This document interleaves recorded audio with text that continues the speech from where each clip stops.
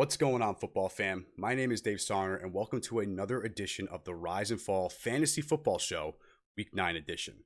Now, in this week's games, we're going to be going over every single game on the Week 9 docket, as always. So just so you know, we cover one episode per game this week, so there's going to be a lot of episodes coming your way. So make sure that you subscribe to the channel, ring that bell so you'll get notified when all of my videos go live, and then you'll have all that content ready for this Sunday. Now, with all that being said, what's going on, guys? On this episode here, we have a game that's near and dear to my heart, and only way to do that is to have my co-hosts on for at least this game this week. I'm joined by Matthew Ferreira, as we're here to talk about the New York Giants and the Washington football team. Gonna be a rough one. I think the best way to it's good that they played each other 2 weeks ago, so we can kind of have an idea of what this expectations are going to be. I don't know, because which players are still the same from that. Who do we have that's still appearing? I'm pretty sure, because who'd you guys start last time? We had Kyle Allen, so same quarterback. He had 16 points that week, 282 touchdowns.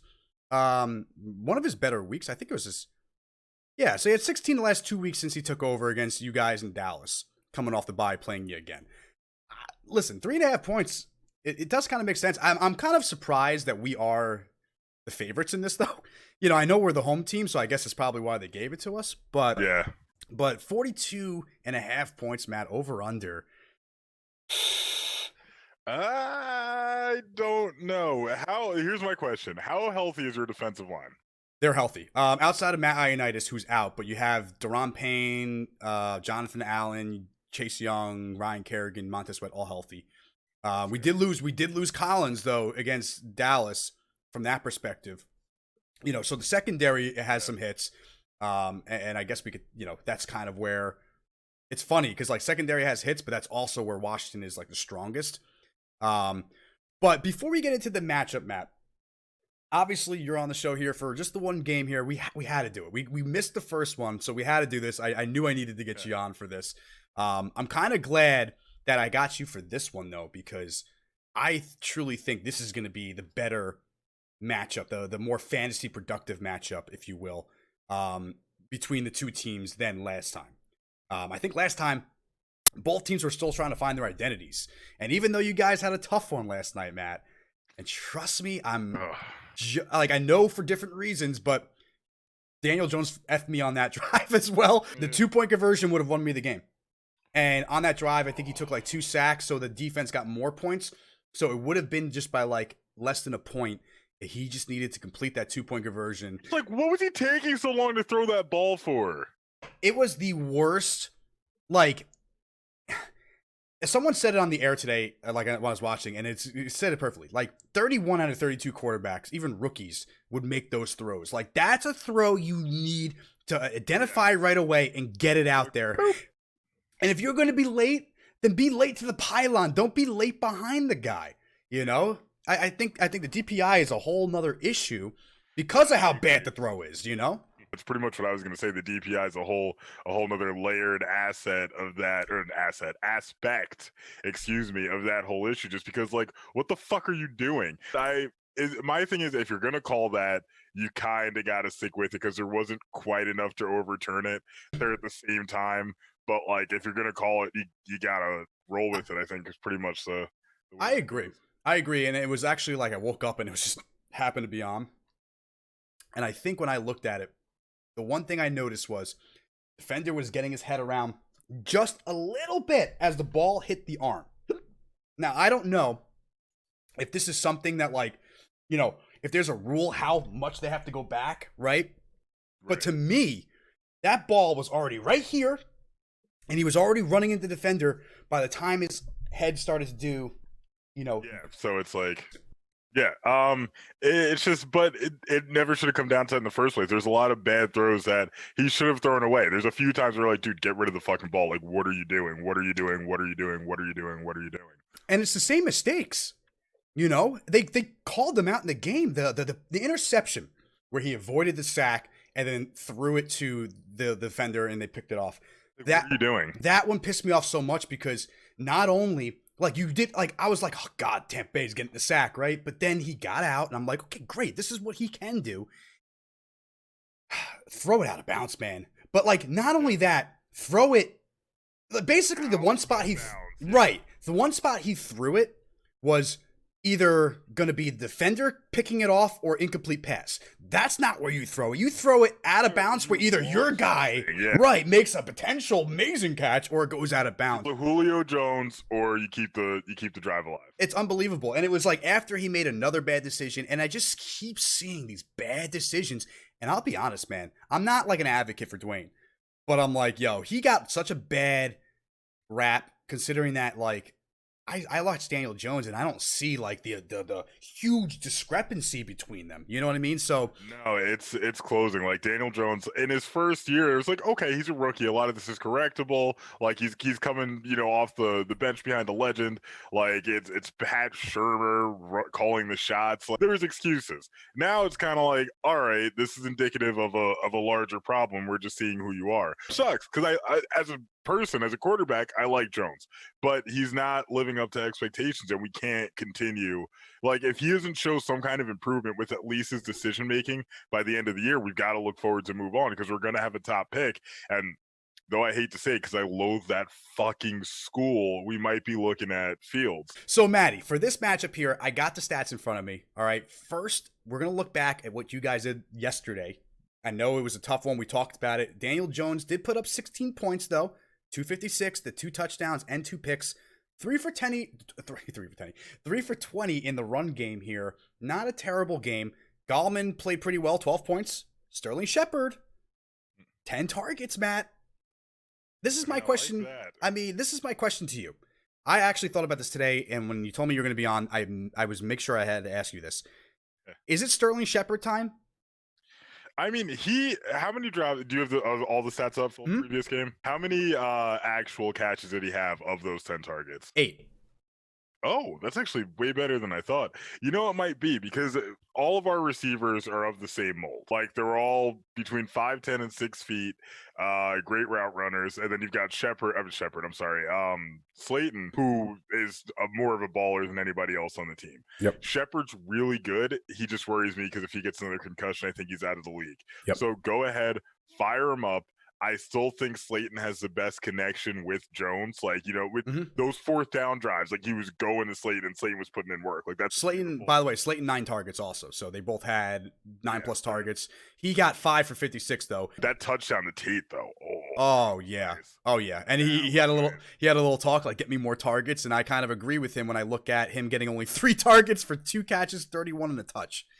He didn't have that many yards, Jones. Like, he was not spreading the ball. The Giants weren't moving it. And to his point, 3 players, 9+ targets: Ingram, Slayton, Shepard, and Golden Tate is the 4th leader in points on your team this week with only 3 targets. So maybe you should get him more involved. But Matt, I will say this: Washington has the 32nd ranked defense against wide receivers.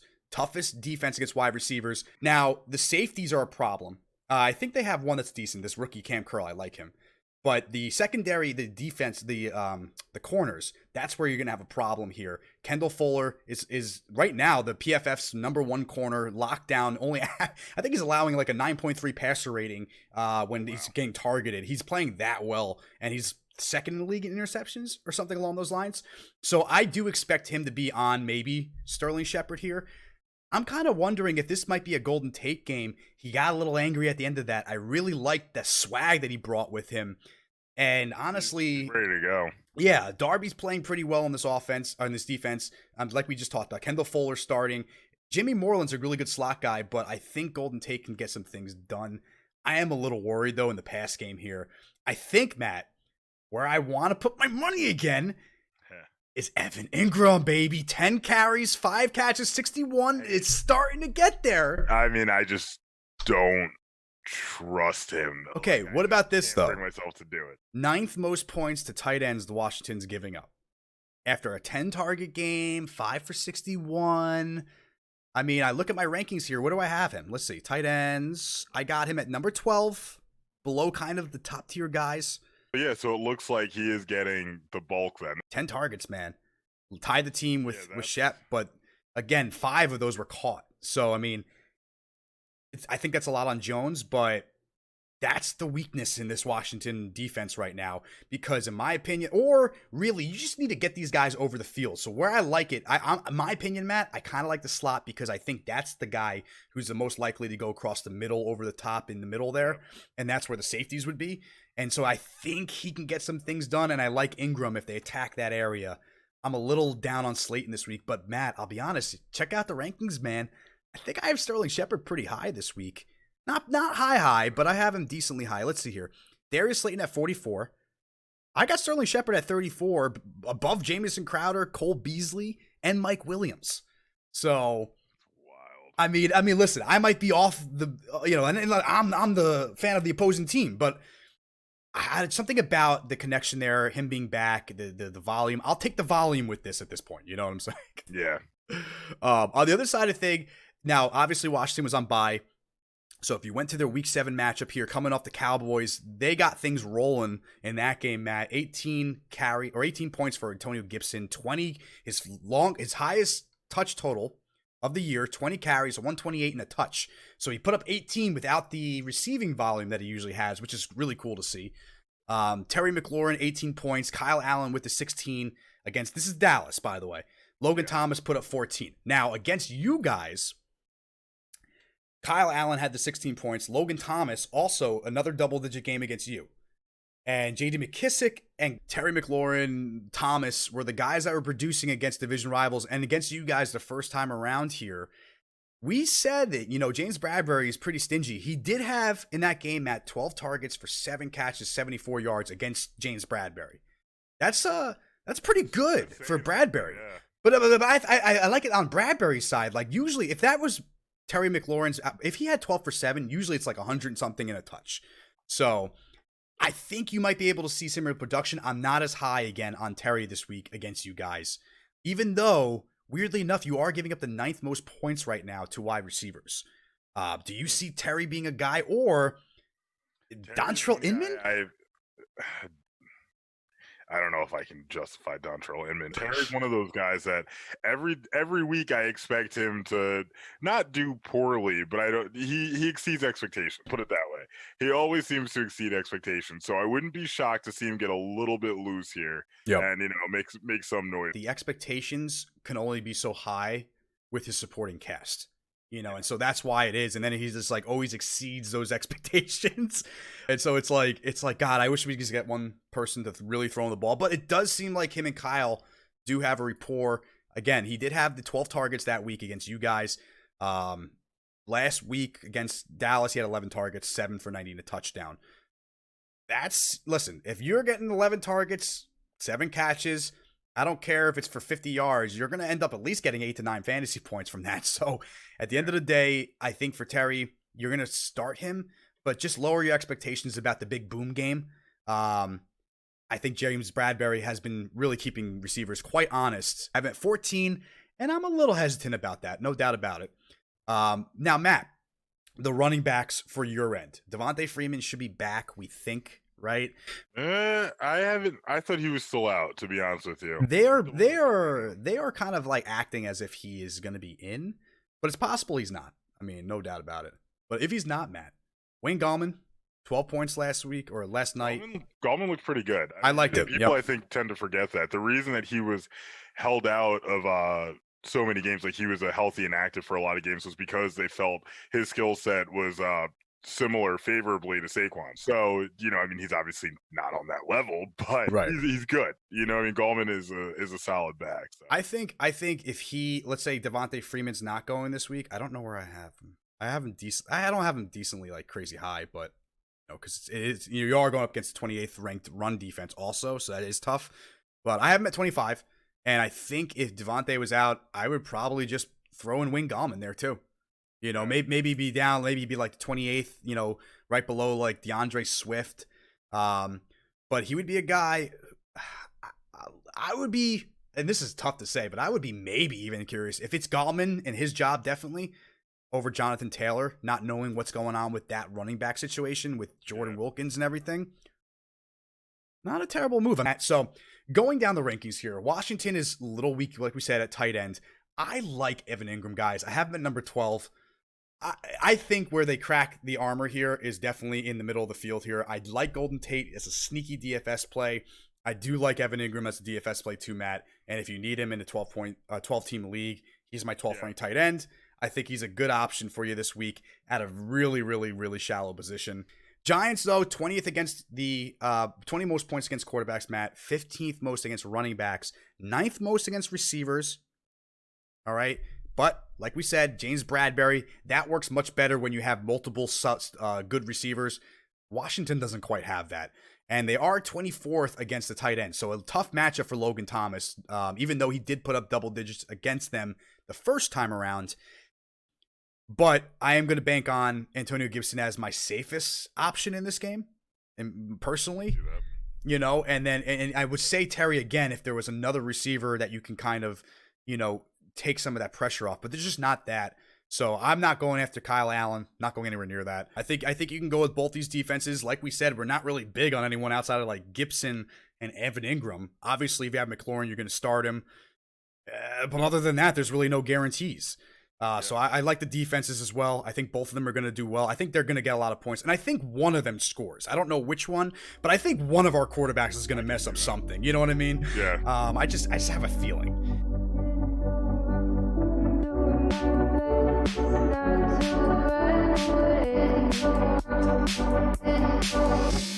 Send